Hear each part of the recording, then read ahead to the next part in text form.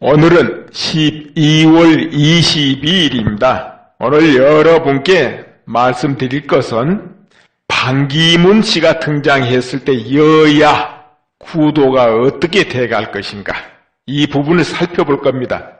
여기에 비박도 포함되는 겁니다. 비박이 분당을 해 나간다 할 때, 탈당을 해 나간다 할 때, 왜 이 시점에서 이 이야기를 하게 되는가는 뒤에 들어보면 알 거예요. 우리는 지금 무슨 반기문 씨 대선 여야 이거 살필 시기는 사실 아닙니다. 당장 중요한 것은 24일 오후 4시 시청 앞 대안문 앞에서 하는 애국시민 태극기 집회, 박근혜 대통령 탄핵 무효, 이 집회가 중요한 거예요. 이제 온 국민이 딱 자각을 해가지고 정신 바짝 차려가지고 모두 너와 나 손을 잡고 나가서 민의를 드러내야 될 때라 이겁니다.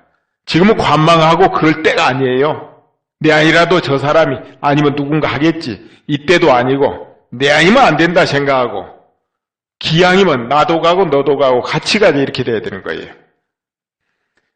이 민의가 폭발해서 모두 태극기가 덮을 때 우리나라는 안정된다, 나는 그렇게 믿고 있기 때문에 여러분한테 이렇게 말씀드리는 거예요. 여러분도 아마 그렇게 생각할 거예요.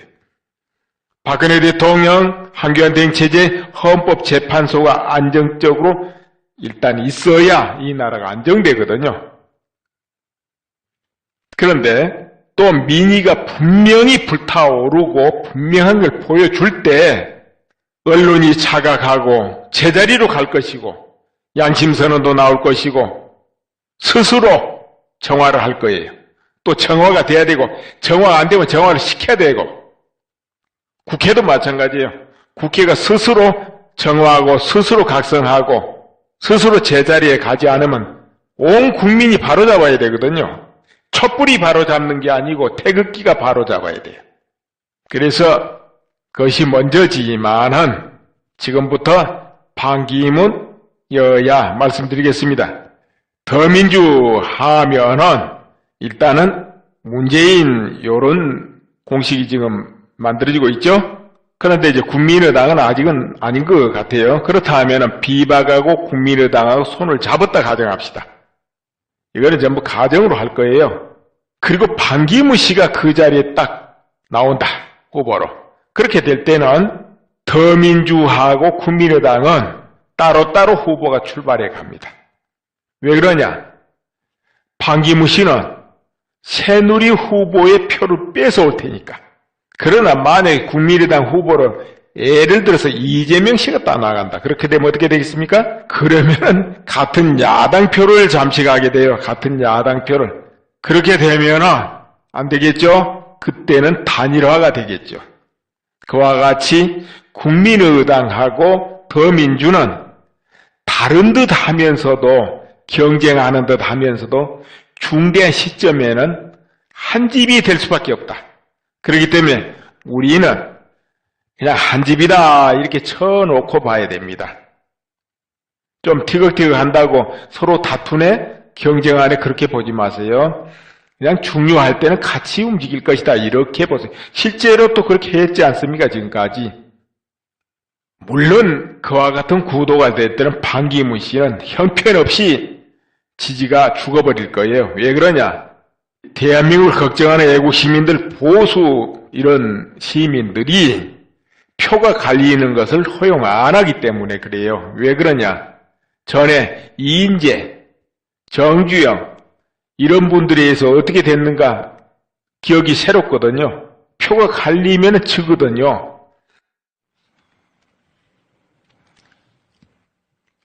반기문 씨는 기구에도 당장에 어느 쪽하고 선택하지 않겠죠.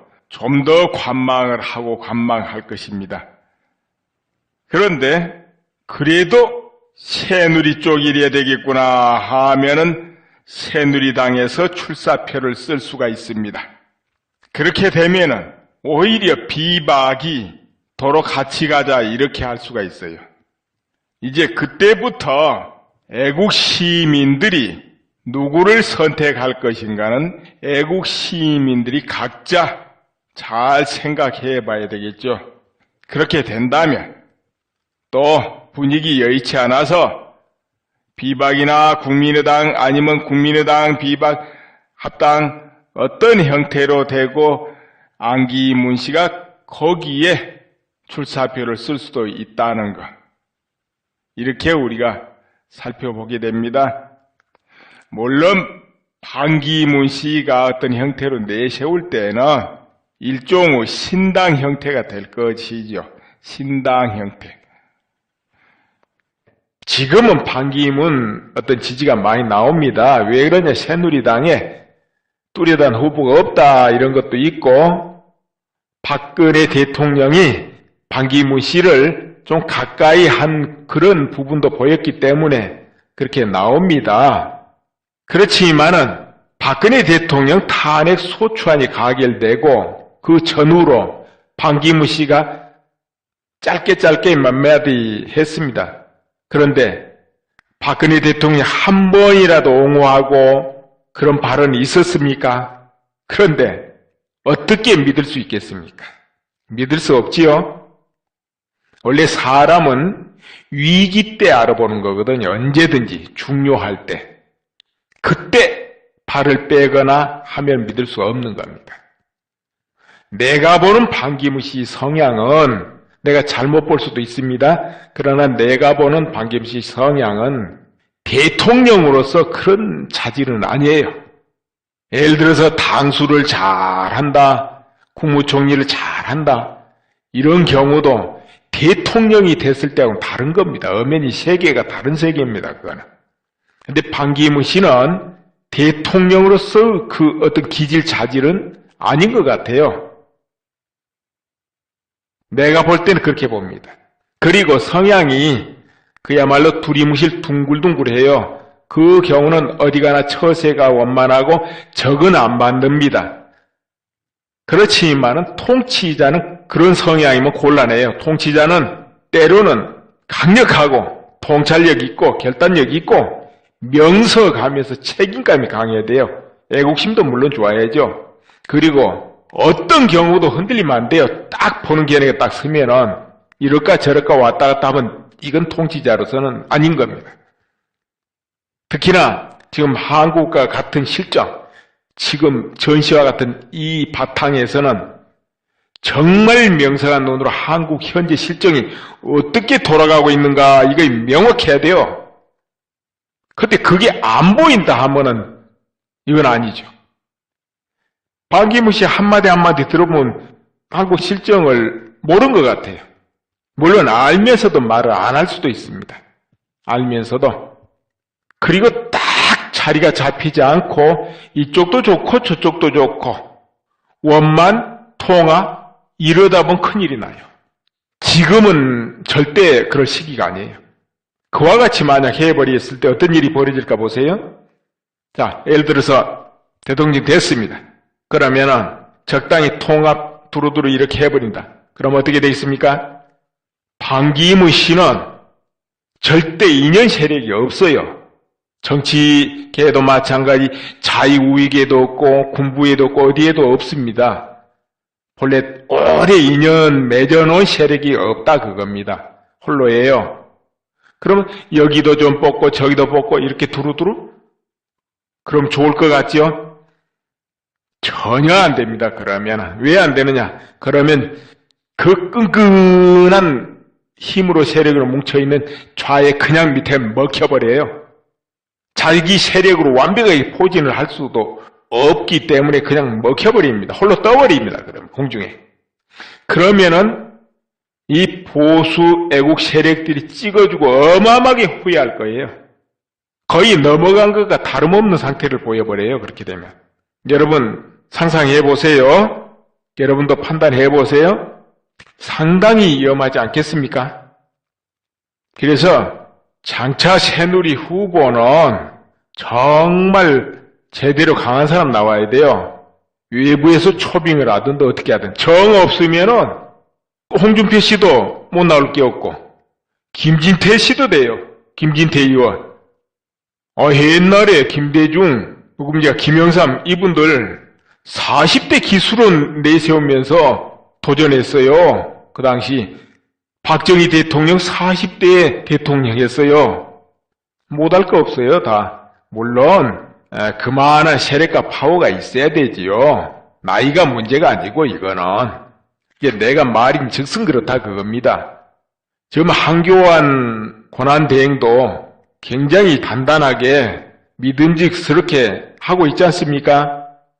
그러나 왜 내가 한교안 대행은 언급을 안 하느냐 하면은 권한대행이기 때문에 그래서 안 하는 겁니다.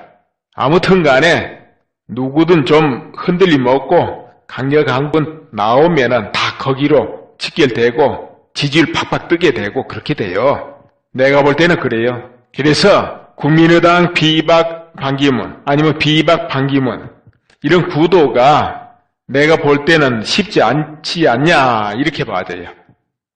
물론 지금은 될 것 같아요. 그러나 정말 새누리당이 제대로 딱 애국당으로 태어나면 다 무너질 거예요.